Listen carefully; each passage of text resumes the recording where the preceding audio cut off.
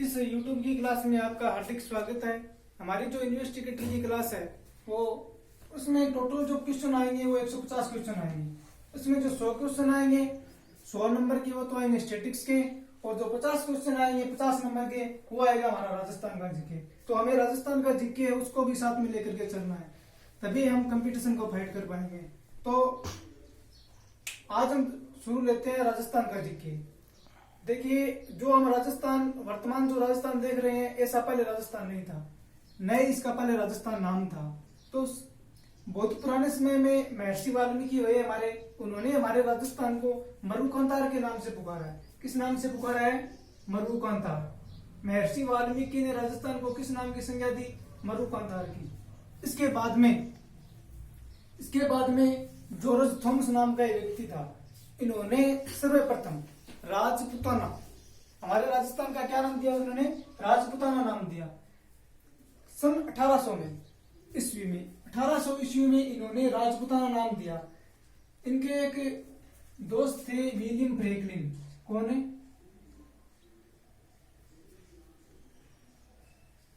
William Franklin. इन William Franklin की एक पुस्तक थी military memorials of mister George Thomas. कौन सी पुस्तक है? Military memorials of mister George Thomas. ये 1805 में प्रकाशित हुई थी। कब हुई थी प्रकाशित? 1805 में। इस पुस्तक के अनुसार राजपुताना जो नाम दिया था सर्वप्रथम वो किसने दिया था? जॉर्ज थॉमस ने दिया था। ध्यान रखना, जॉर्ज थॉमस की जो मृत्यु हुई थी वो हमारे राजस्थान के बीकानेर में हुई थी। कहाँ हुई थी? बीकानेर में। इसके बाद में मोस्ट इंपोर्टेंट नाम लेने जा रहा हूं, हमारे राजस्थान के इतिहास का जनक, जिसे घोड़ेवाला बाबा के नाम से जानते हैं। राजस्थान के इतिहास का जनक colonel James Tod. Colonel James Tod ने राजस्थान को रायथान की संज्ञा दी थी। रायथान प्रश्न काफी बार आया कि राजपुताना किसने दिया? राजपुताना दिया जॉर्ज थॉमस ने, और रायथान दिया कर्नल जेम्स टोड ने। कर्नल जेम्स टोड की एक पुस्तक है analysis and antiquities of Rajasthan.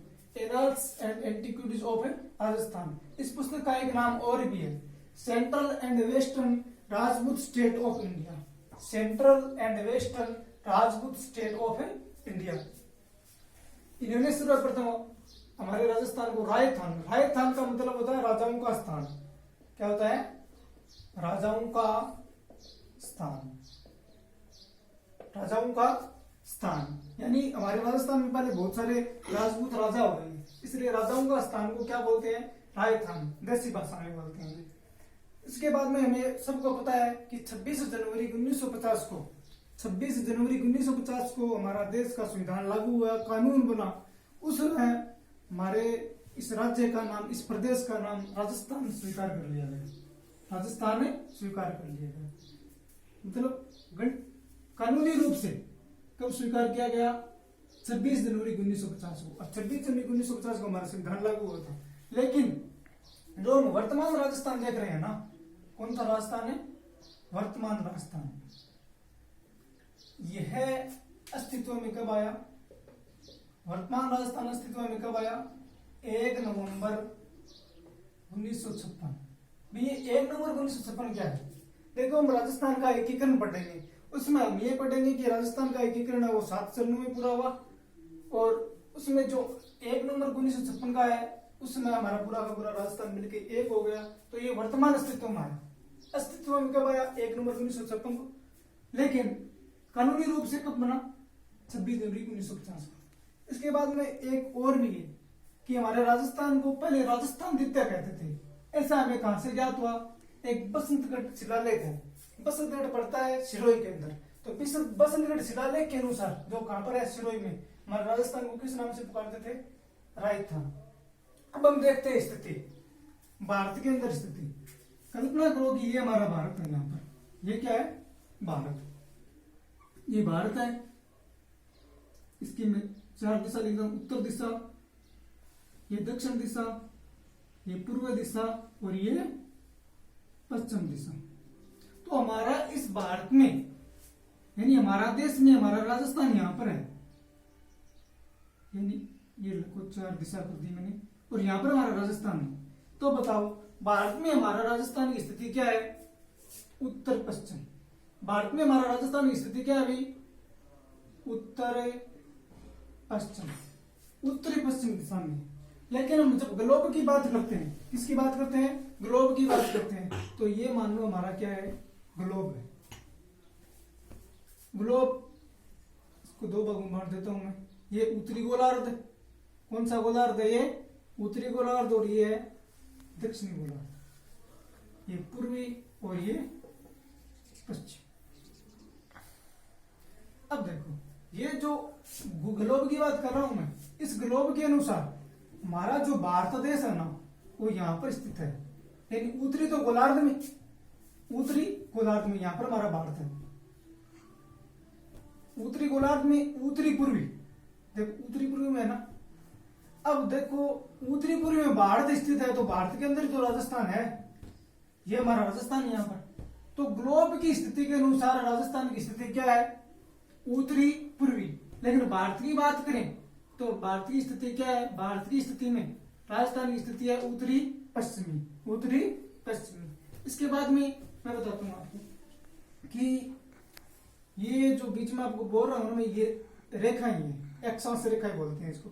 ये जो बीचों बीच गुजरती है, इस प्रकार बहुत सारी रेखाएं गुजरती है ऐसे ग्लोब के अंदर। इन रेखाओं को बोलते हैं अक्षांश रेखाएं। कौन सी रेखाएं? मैं यहाँ पर एक ग्लोब बना रहा हूं, बीचों बीच जो रेखाएं गुजरती हैं इसे बोलते हैं 0 डिग्री अक्षांश, 0 डिग्री अक्षांश। इनको अक्षांश रेखाएं बोलते हैं।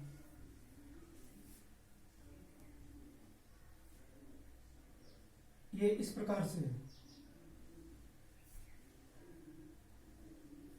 इस प्रकार से है सारी की सारी। ये 0 डिग्री अक्षांश है। इन दो अक्षांश रेखाओं के मध्य, दो अक्षांश रेखाओं के मध्य टोटल 111 किलोमीटर की दूरी है। कितनी किलोमीटर की दूरी है? 111 किलोमीटर की दूरी। दो अक्षांश रेखाओं के मध्य कितनी दूरी है? 111 किलोमीटर की दूरी। और जो ये टोटल जो अक्षांश रेखाएं दिख रही है ना आपको, ये टोटल अक्षांश रेखाएं हैं इस इधर ये 1 2 3 4 इस प्रकार से टोटल 90 है। उत्तर की साइड में जाते हैं तो 90 है, और इस 0 डिग्री से हम दक्षिण की साइड में जाएंगे तो ये भी कितनी है?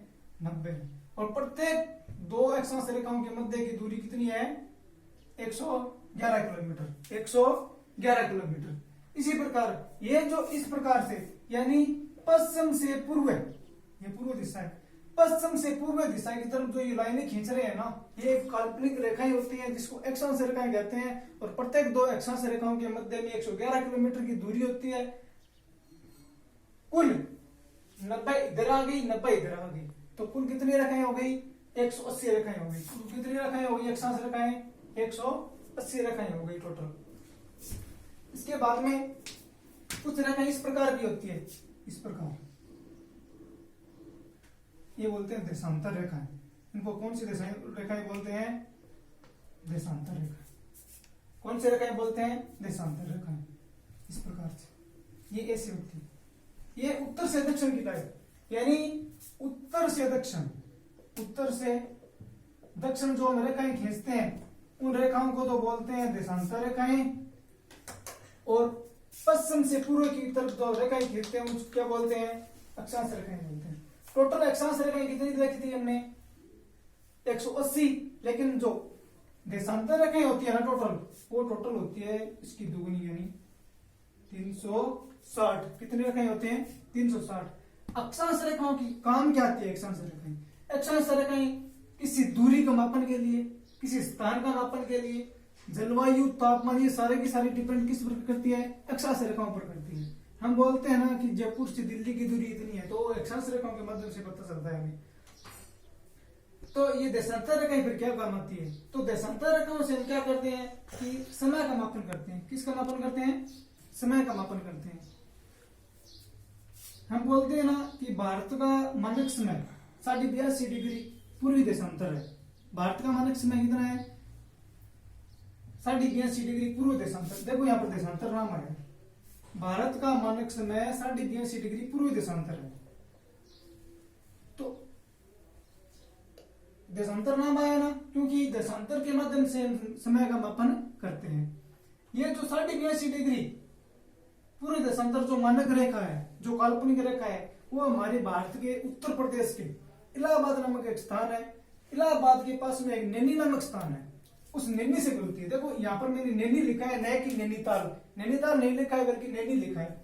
तो नैनी नामक स्थान जो इलाहाबाद के निकट है, उत्तर प्रदेश राज्य के अंदर है, वहां पर ये 82 डिग्री काल्पनिक रेखा है पूर्वी देशांतर। देखो पूर्वी देशांतर क्यों लिखा मैंने, पूर्वी देशांतर क्यों लिखा, क्योंकि हमने देखा था कि हमारे ग्लोब की स्थिति, ग्लोब में भारत की स्थिति है वो देशांतर की बात करें तो पूर्व की तरफ है, लेकिन अक्षांश की बात करें तो उत्तर की तरफ है। तो उत्तरी पूर्वी हो गया ना, उत्तरी पूर्वी। तो देशांतर की बात करें इसलिए हमने पूरी देशांतर लिखा है यहाँ पर, ठीक है। इसके बाद में करता हूं मैं राजस्थान की बात, क्योंकि हम राजस्थान राज्य की पढ़ रहे हैं, नॉर्मल सा बात था। राजस्थान की बात करता हूं तो देखो राजस्थान,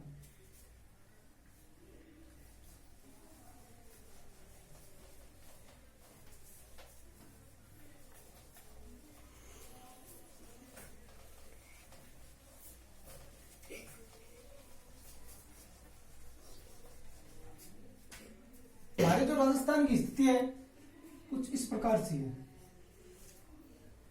एक कच्चा चित्र बना लेते हैं हम लोग।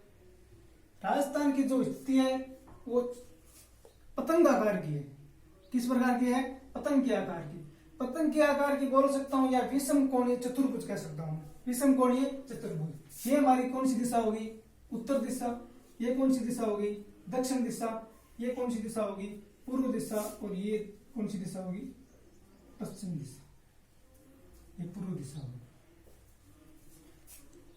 राजस्थान की स्थिति देखते हैं।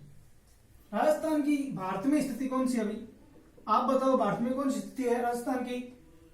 भारत में बताओ। भारत के उत्तरी और पश्चिमी दिशा में है हमारा राजस्थान, और देश का सबसे बड़ा राज्य है जनसंख्या की दृष्टि से। राज्य जनसंख्या की दृष्टि से बड़ा राज्य,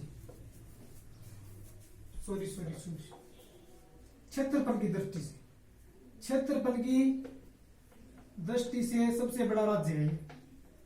क्षेत्रफल की दृष्टि से, क्षेत्रफल की दृष्टि से भारत का सबसे बड़ा राज्य है हमारा राजस्थान। यानी यहां पर लगभग भारत का 10.41% क्षेत्रफल है। भारत का 10.41% क्षेत्रफल है। ये क्वेश्चन काफी बार आया है पेपर के अंदर। यहाँ की जो क्षेत्रफल है वो टोटल 3,42,239 वर्ग किमी। वर्ग लिखा है मैंने, 3,42,239 वर्ग किमी है।